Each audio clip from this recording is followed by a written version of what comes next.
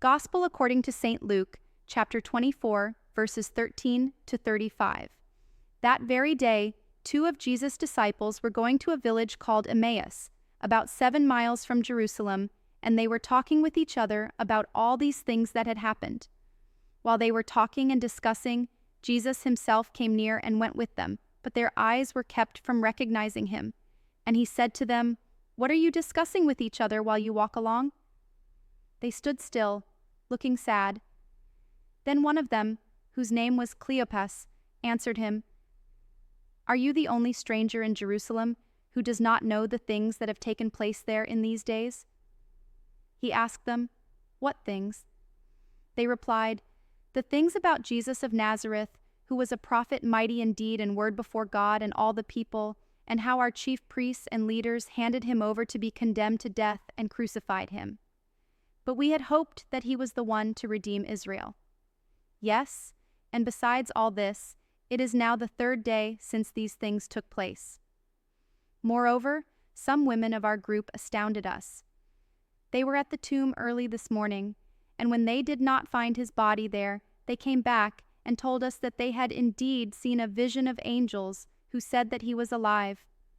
Some of those who were with us went to the tomb and found it just as the women had said, but they did not see him. Then he said to them, 'Oh, how foolish you are, and how slow of heart to believe all that the prophets have declared. Was it not necessary that the Messiah should suffer these things and then enter into his glory?' Then beginning with Moses and all the prophets, he interpreted to them the things about himself in all the scriptures. As they came near the village to which they were going, he walked ahead as if he were going on, but they urged him strongly, saying, 'Stay with us, because it is almost evening, and the day is now nearly over.' So he went in to stay with them. When he was at the table with them, he took bread, blessed and broke it, and gave it to them. Then their eyes were opened, and they recognized him, and he vanished from their sight. They said to each other, 'Were not our hearts burning within us while he was talking to us on the road, while he was opening the scriptures to us?' That same hour they got up and returned to Jerusalem, and they found the 11 and their companions gathered together. They were saying, 'The Lord has risen indeed, and he has appeared to Simon.' Then they told what had happened on the road and how he had been made known to them in the breaking of the bread. Reflection by St. Nerses Schnorhali.